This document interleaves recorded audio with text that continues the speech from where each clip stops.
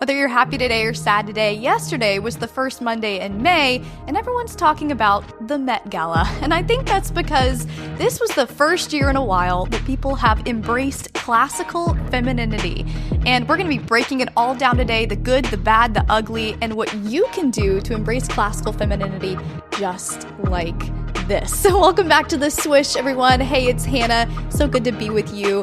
Here we celebrate classical femininity in trends, traditions, and lifestyles for an elegant and inspired life. Don't forget to hit that like button and subscribe, as well as subscribe to the new Swish magazine in print and digital, where we're outlining how to apply classical femininity, interviews with classically feminine women, and so much more. You can click the link in the description or go to theswishmagazine.com to find that now. The theme of this year's Met Gala was super fine. I love saying it like that. Super fine. Tailored black style. And for the most part, it seemed like everyone really stayed on target, really stayed on theme, which has been rare in past years since the Catholic theme, which was absolutely beautiful. If you haven't taken looks at styles from that, definitely go check those out. But for the most part, this was the most on-brand and, in a sense, subtle Met Gala that we've seen in many, many years. Most celebrities wore black and white and maybe some gold, but we had nothing the likes of Lady Gaga doing 4 different styles on the red carpet with a 16-minute entrance. And that will forever be one of the most egocentric moves, I believe, that we've ever seen in the celebrity space.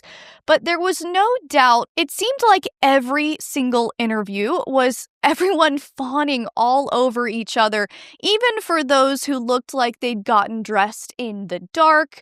Cue the montage. But it was a really interesting time to see the way that every single person embodied this theme in different ways. It was a bit of what I imagine a modern Hunger Games to look like. I always think about that whenever I watch the red carpet of the Met Gala, because there is a interesting dynamic when it comes to celebrities who have no sense of what the general world finds to be interesting or practical, but they're kind of living on their high mountain of delusion, and it's fascinating to see the reasons why they picked certain outfits and why they are there. This year, eBay was a sponsor of the Met Gala carpet and clearly had asked several celebrities to mention that when they were talking about their style. So I find it a little bit hilarious that they were, for the majority, saying that they got this on eBay, acting like it was Saint Laurent or something like that. So good marketing job, eBay, but just a fascinating potential perspective on the way that eBay was trying to integrate and elevate itself. Judging by the fall of mainstream media, I was expecting for Vogue to have very low viewership. I had been told for years that since celebrity culture was on the decline, that nobody would really be watching the Met Gala, and there was a dip in A-listers for several years. But this year, I watched the Vogue stream along with nearly 1 million other people that were tuning in as well. And that was just on one stream.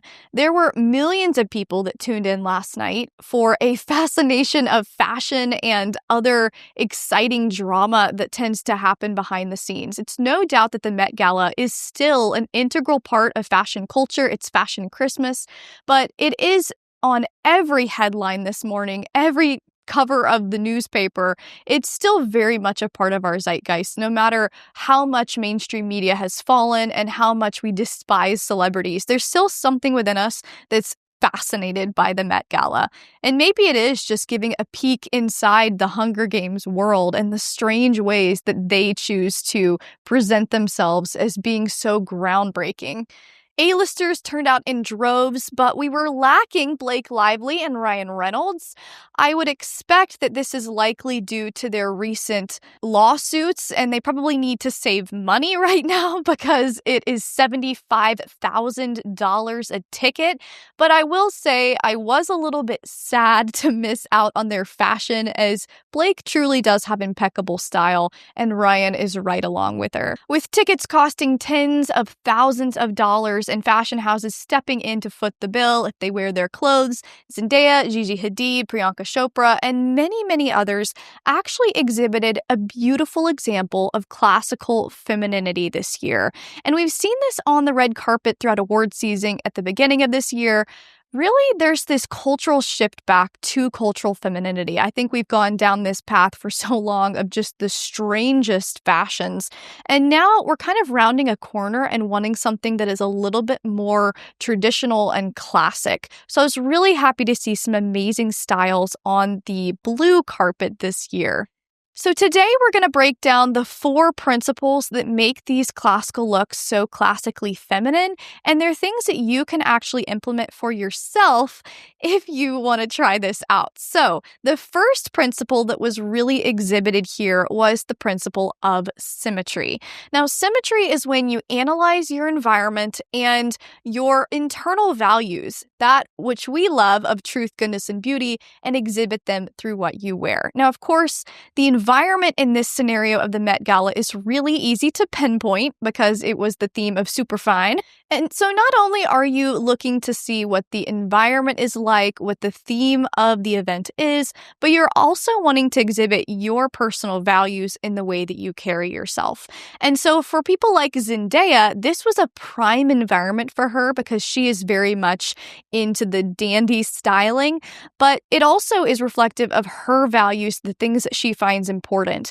And you can see this across the gamut with Priyanka Chopra, Gigi Hadid, Anne Hathaway, and so many others. Now, if you don't do this, then you're going to end up messing up not only the law of symmetry, but also the law of subtraction. And this is what we saw with 2 worst dressed people that come to mind, Halle Berry and Lorde. Halle decided to show up basically, I guess it's some sort of weird lingerie. She kind of looks like Chrissy Teigen earlier this year, where a lot of parts of her dress are oddly cut out, oddly sheer, and it has been put on several worst dressed lists. And I think this is not only because she is not aligning herself with the elegance principle of symmetry, but she's mistakenly understanding the elegance principle of subtraction.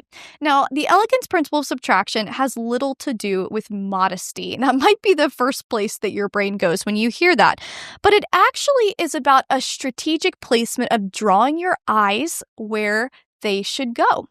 And so if you have an outfit like this with practically nothing, then you're not being strategic in the way that you are placing your styles. If everything is missing, nothing is being directed. We also saw this with Lorde. She is on the worst dressed list time and again, practically because she looks like she's wearing a bunch of bandages, but she's trying to be kind of edgy and she doesn't get out much, so perhaps that's why. But you want to make sure that the most important thing is the most important thing. And there's a beautiful image of Audrey Hepburn that I love where she has, I believe it was at the Oscars, she has on a strapless dress and she has on a necklace.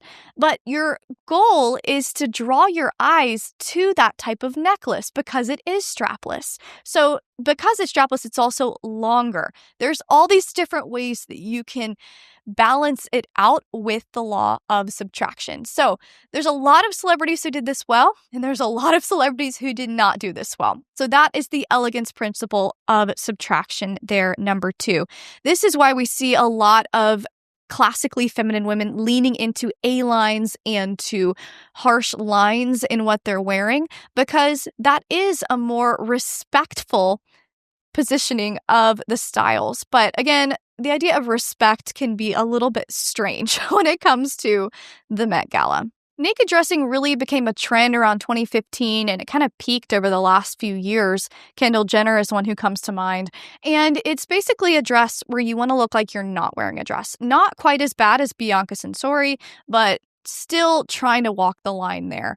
And that, I think, is an extreme version of the elegance principle of subtraction, if I even want to consider that. So I'm really grateful to see a lot of people not embracing that trend anymore, because trends we know are not classics.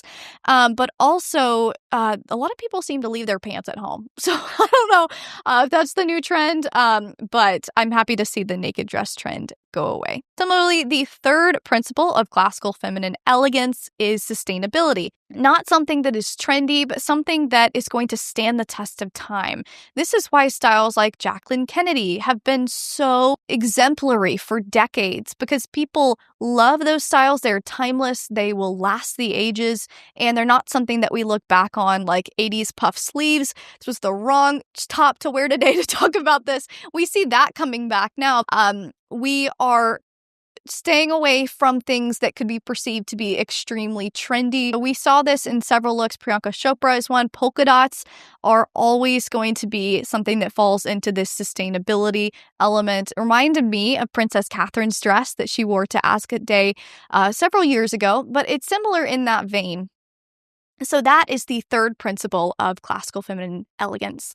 The fourth one is the elegance principle of seduction. Now, this does not mean that you have to be provocative. The elegance principle of subtraction just means that there's something interesting about you. And I think this is really where personality comes through. And again, Zendaya is a great example of this because she's just so quirky and funny and has this great sense of humor. And you see that in the way that she carries herself. So you see that in her style. You also see that with Gigi Hadid, who wore a gold dress. And she had a lot of criticism originally because people felt like she wasn't on theme. But I think that this is actually a great example of the elegance principle of seduction because what she wore was actually reminiscent of the first Black female movie star. And so she's on theme in an interesting adjacent way. And it's something that is intriguing because you want to know more about that story. It's not just basic and obvious. So the elegance principle of seduction is about something that makes you unique. It's not boring. It's not just one color, although the monochromatic can look interesting too. But that is interesting because of the layering and the textures.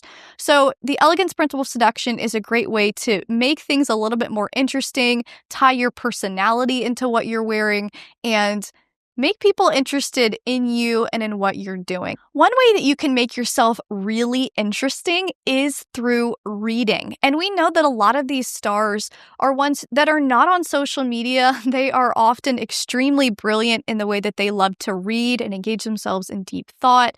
And so today I want to thank our sponsor, Thrift Books. Thrift Books is one of my favorite businesses. If you're not familiar with it, it's kind of like going thrift shopping without having to leave your home and having amazing books come to your doorstep for a fraction of the price. So whenever someone recommends a book to me, I immediately go to thriftbooks.com, find that book. It is an amazing outlet that has really, really fast shipping, and I get that book in just a matter of days. So today you can click the link in the description and shop Thrift Books. They have an amazing red tag sale that they're running right now, and get started on your intellectual journey because that is truly what can make you interesting. It's easy to get sucked in by social media. Take a look at my book list and read along with me by clicking the link in the description and using Thrift Books for your next book order. Thank you, Thrift Books, for sponsoring this video. Symmetry, subtraction, sustainability, and seduction. I talk about all of these in my free ebook. You can click the link in the description to learn more about that. But it really is a great framework to analyze how things have been elegant time and time again and whether or not something falls into that category. So I love to see classical femininity on the rise again. It is such a beautiful example of timelessness and real true confidence when you're rooted in your values. And so I hope that you kind of enjoy this little bit different approach towards the Met Gala. It's not just about who I think personally is best dressed or worst dressed, but it also is something that's rooted in something bigger than ourselves. So let me know what you think about these styles, which one you liked best down in the comments below, and I'll see you in the next video.